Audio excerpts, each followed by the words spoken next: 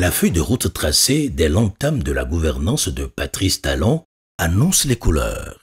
Les 2 programmes d'action du gouvernement de la rupture mettent au cœur des chantiers le bien-être des Béninois, ce qui se traduit aisément dans l'action publique telle que planifiée au pilier numéro 2 et 3 du programme d'action du gouvernement PAG par la transformation structurelle de l'économie et l'amélioration des conditions de vie des populations. Le Bénin révélé repose sur un panel de 45 projets phares et 95 projets sectoriels. Au bout du rouleau, une panoplie d'actions se dresse au tableau des résultats avec à la clé un impact considérable et diversifié sur le quotidien des populations déjà en 8 années de gouvernance. Le gouvernement a exécuté un vaste programme de bitumage d'environ 3000 km de route, dont 1737 km sont déjà achevés en 2024 et 1132 km actuellement en cours de bitumage ou dont les travaux sont sur le point de démarrer. En moins de 10 ans, c'est 1,5 fois ce qui a été fait en 60 ans d'indépendance. Une dizaine de ponts modernes construits dans plusieurs villes, sans oublier une vingtaine de ponts métalliques dont la réalisation vient d'être lancée dans plusieurs communes. En ce qui concerne la voirie urbaine, grâce à l'emblématique projet Asphaltage qui a impacté 9 villes, environ 300 km supplémentaires de voies sont aménagés et drainés.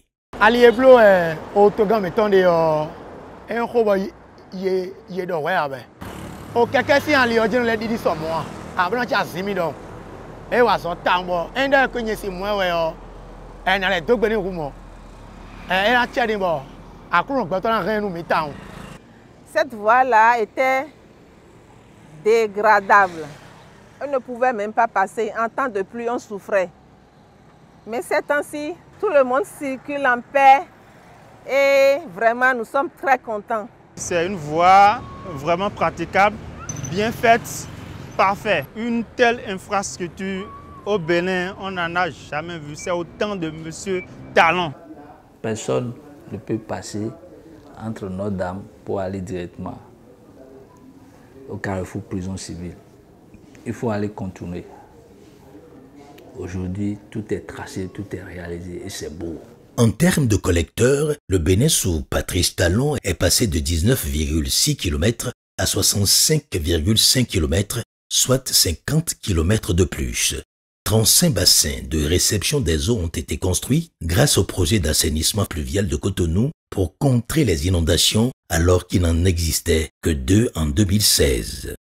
À Ouedo, dans la commune d'Abomey-Calavi, comme à Parakou, Porto Novo, à Lada, Ouida, la construction de 10 000 logements modernes est en cours.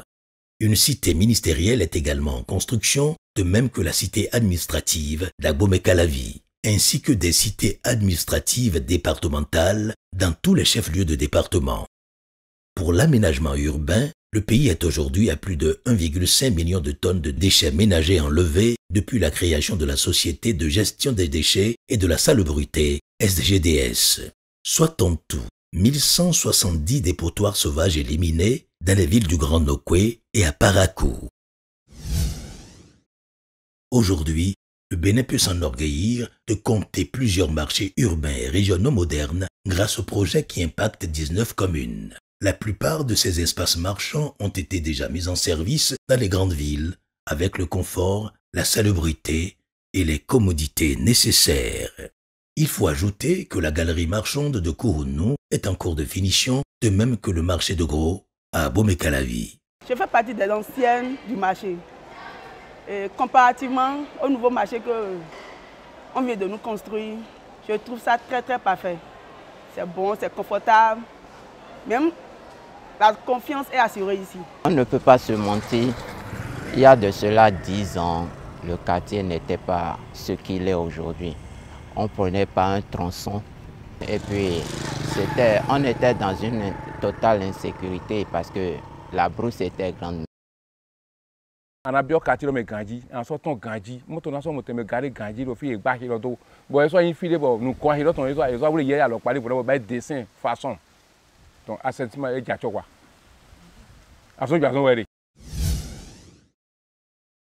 Un épineux problème des Béninois avant l'avènement de Patrice Talon la disponibilité de l'énergie électrique.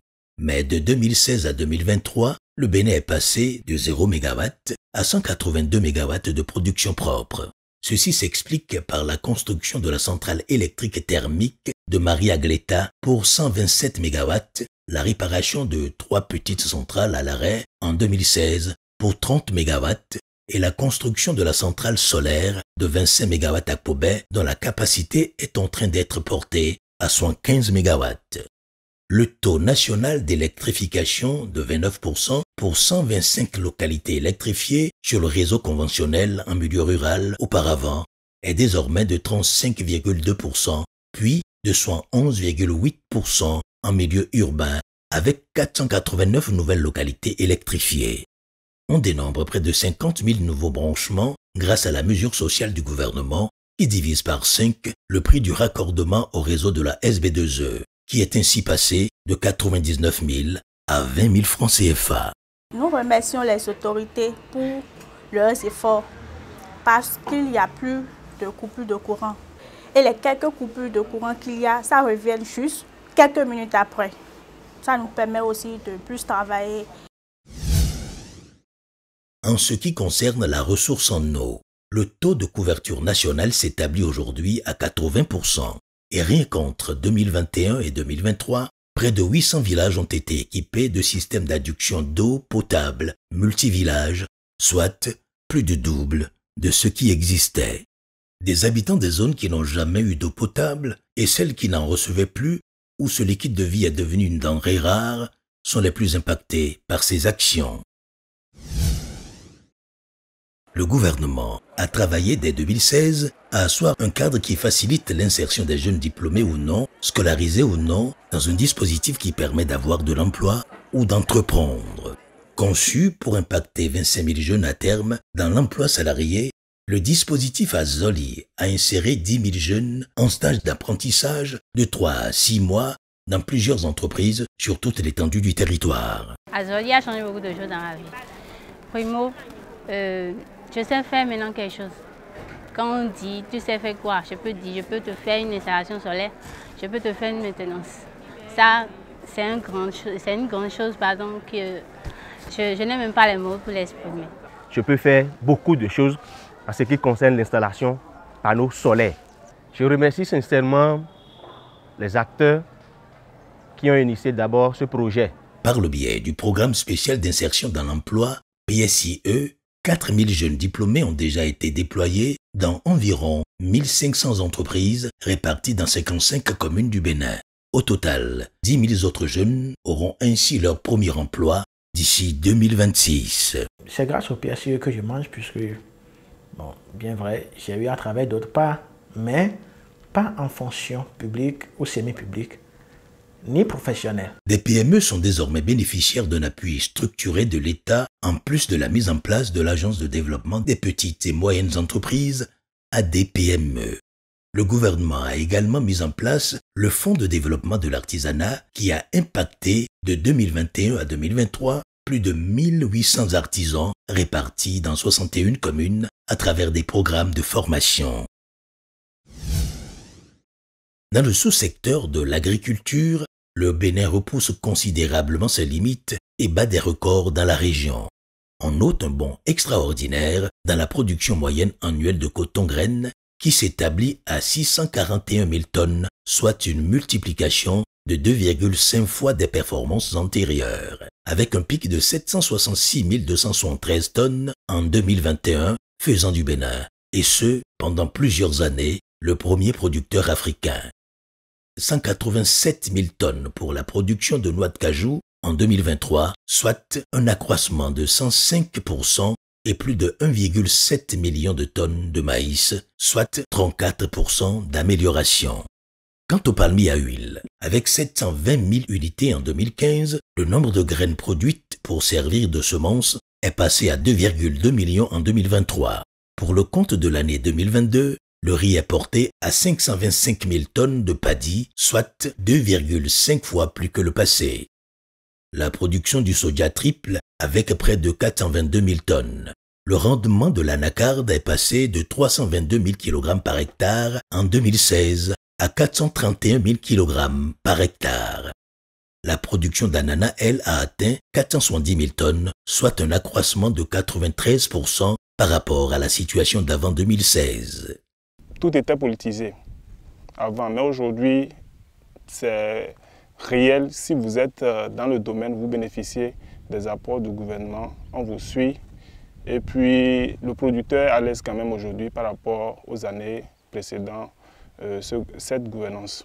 Des performances atteintes grâce à plusieurs actions, dont la création de 2 instruments que sont le Fonds national de développement agricole, FNDA, avec 3000 projets environ pour une valeur de plus de 19 milliards de francs CFA en fin 2023, et le Fonds d'appui au développement des communes affectées agriculture, FADEC Agriculture, auréolé de plus de 330 investissements communaux. Le gouvernement lance en 2019 le fleuron de l'industrialisation du Bénin avec la création de la zone industrielle de Glodjigbe en tant que première zone économique spéciale. Le coût global des investissements prévus est de 128,6 milliards de francs CFA avec une première phase entièrement bouclée. Les industries opérant dans la transformation du coton et l'habillement, le conditionnement, la transformation du soja et du cajou y sont déjà implantées, employant plusieurs jeunes béninois.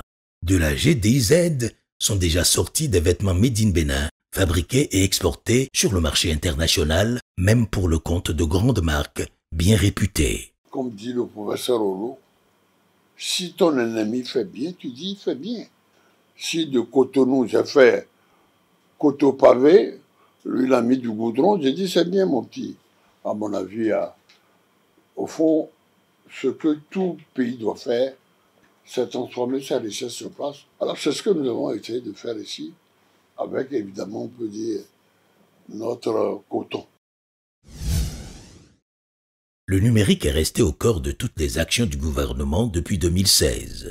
En moins de 8 ans, plus de 2500 km de fibres optiques en dorsale nationale et dans les agglomérations ont été déployés pour une nette amélioration de la fourniture d'Internet. Le gouvernement réalise un exploit impensable il y a quelques années, le déploiement du réseau mobile 4G avec des infrastructures de dernière génération et une présence dans les 12 départements et les 77 communes du Bénin, ce qui facilite le boom des e-services entre-temps marginaux. Depuis 2016, et grâce aux investissements, un grand vent de dématérialisation souffle. Les services de base comme le paiement de factures d'eau et d'électricité sont désormais possibles en ligne, de même que la confection des pièces d'état civil, le passeport, le e-visa et bien d'autres. Pas moins de 210 e-services sont disponibles sur 29 plateformes, dont 104 sur le portail national des services publics, accessibles aux populations depuis toutes les communes du Bénin, avec un taux de 80% de satisfaction des usagers.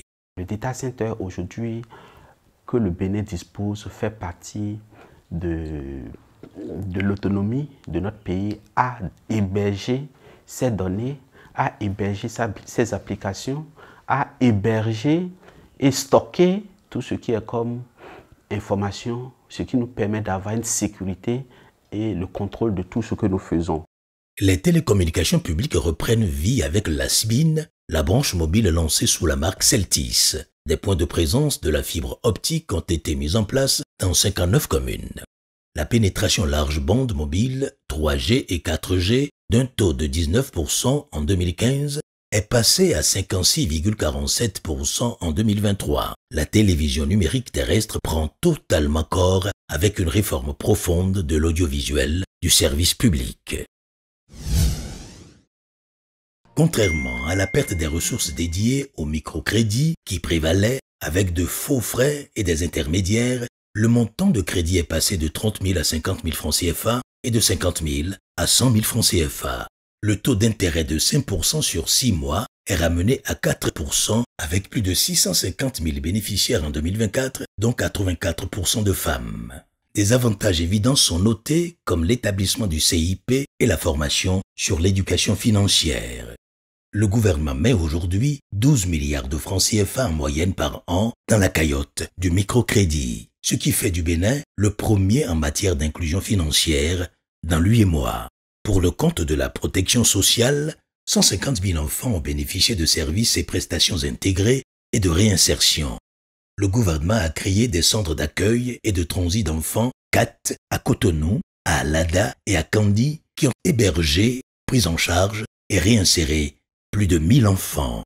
La prévention des grossesses non désirées et ou précoces a connu un tournant décisif depuis 2019 avec la mise en place des campagnes de sensibilisation à Bazaché. Plusieurs actions déclinées ont permis de maintenir les filles à l'école.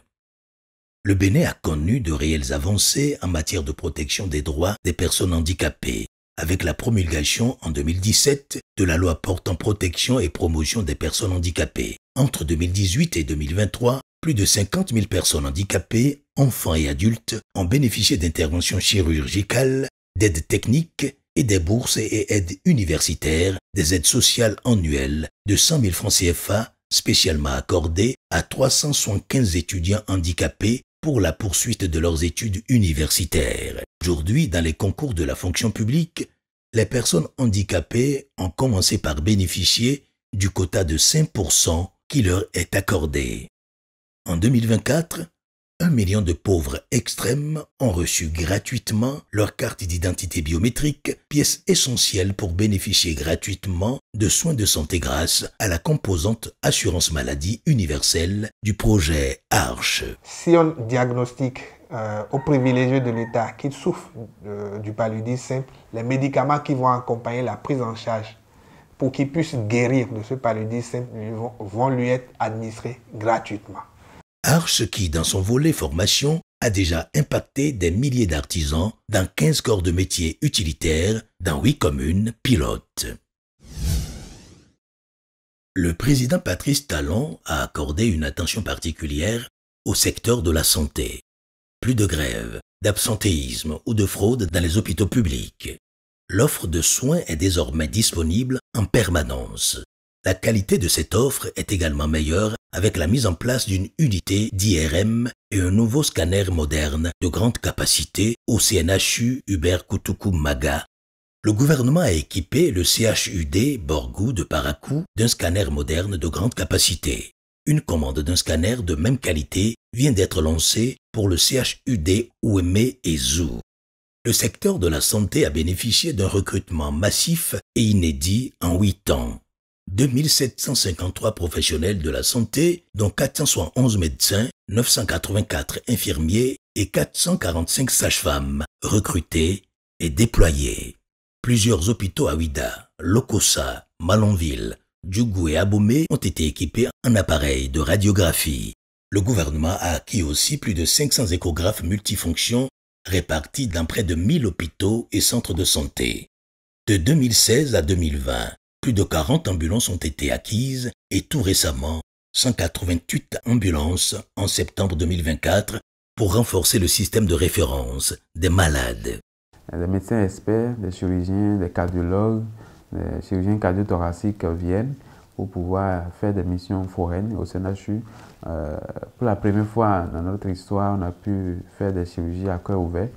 Donc on a opéré des patients, surtout des enfants, qui souffrent des malformations du cœur. Le centre hospitalier international de Calavi, CHIC, dont la construction est achevée et qui sera mis en service d'ici la fin de l'année 2024, est un hôpital de près de 500 lits avec des équipements modernes de dernière génération pouvant prendre en charge toutes sortes de maladies et éviter le flux important d'évacuation sanitaire. De grands chantiers de réhabilitation qui prennent en compte les CHD, tous les hôpitaux de zone et près de 700 centres de santé ont démarré et se poursuivent avec célérité. Le Bénin adopte aussi une politique de santé communautaire dont l'efficacité est saluée. Le gouvernement a renforcé les mesures de subvention existantes avant 2016 avec la poursuite de la gratuité de la césarienne et du paludisme.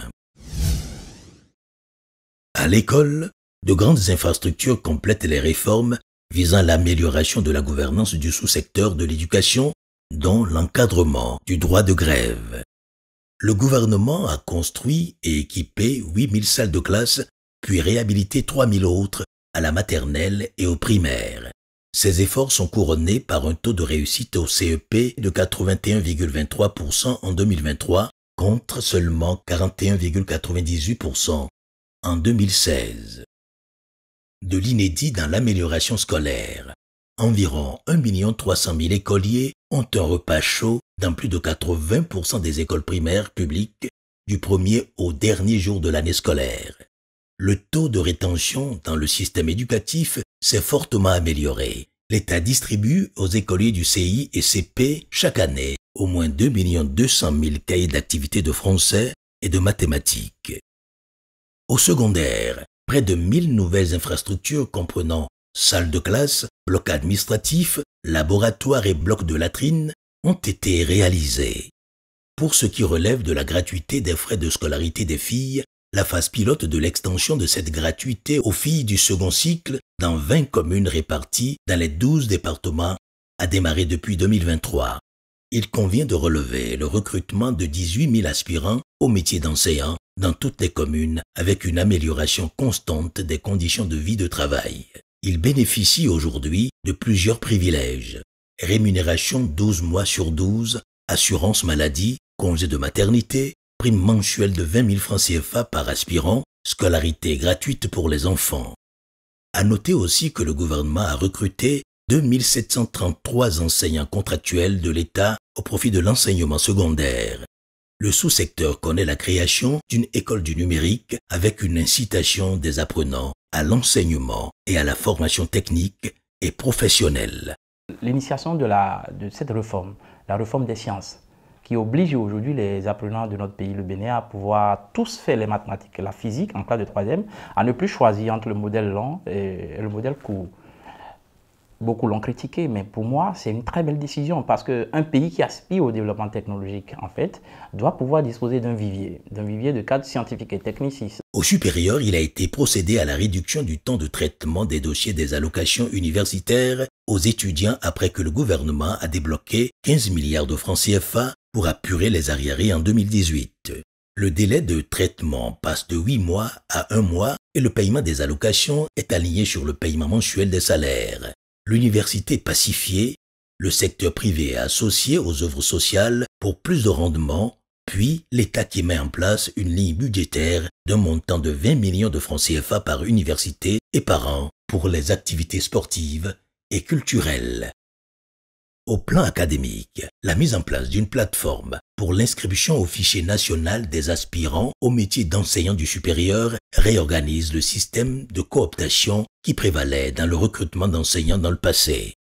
Il faut aussi retenir de la gouvernance de Patrice Talon au 3e degré la création de la Cité internationale de l'innovation et du savoir, CHS Semecity, puis l'institutionnalisation et l'organisation des examens de licence et du master dans le privé. À partir de 2016, le gouvernement a adopté un plan d'investissement pour construire, réhabiliter, aménager et valoriser le patrimoine culturel, matériel et immatériel. Les interventions du gouvernement dans le secteur ont permis d'engager la construction du Musée international du Vodou dont les travaux avancent fort bien à Porto Novo. Le palais du roi de Niki et la reine de Lagani ainsi que le musée des rois et des Amazones du Dahomey sont déjà en cours de construction. Le gouvernement réhabilite le musée à Dandé et le palais romain de Porto Novo, puis le site environnant le palais royal à Abomey. La place Toussaint Louverture à Alada, la maison des arts et de la culture et le musée à Kabaïdena à Kétou sont aussi en cours de réalisation. La place aux enchères de la cité musée de Ouida a été aménagée pour faire de Ouida la destination phare du tourisme mémoriel en Afrique. Le mémorial de Zumbodi et la porte du non-retour ont été restaurés. La maison de la mémoire de l'esclavage a été construite sur le site du fort portugais. Les travaux de la station balnéaire d'exception à Avelquete, le complexe touristique Marina, près de la porte du non-retour, sont déjà en cours. Dans le cadre de la réappropriation du patrimoine culturel, des places de portée symbolique comme l'esplanade de l'Amazone et les monuments en l'honneur des héros de la nation, comme le monument aux dévoués, la statue de Bioguera et celle du roi Tofa Ier, ont vu le jour.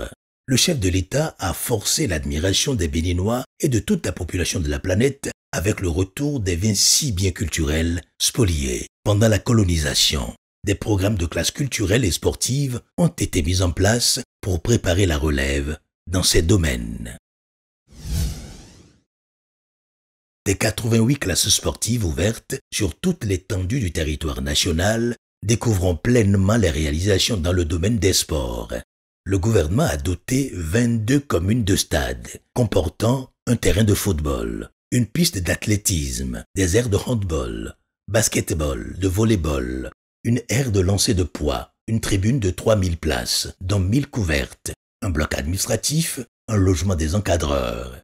Pour inciter au financement et à la professionnalisation du sport, 22 sociétés sportives ont été créées. Le gouvernement accorde des subventions annuelles aux fédérations avec une cagnotte évolutive élevée à 4 milliards de francs CFA en 2024. Ces efforts ont permis au Bénin de franchir pour la première fois l'étape des quarts de finale de la Coupe d'Afrique des Nations en 2019.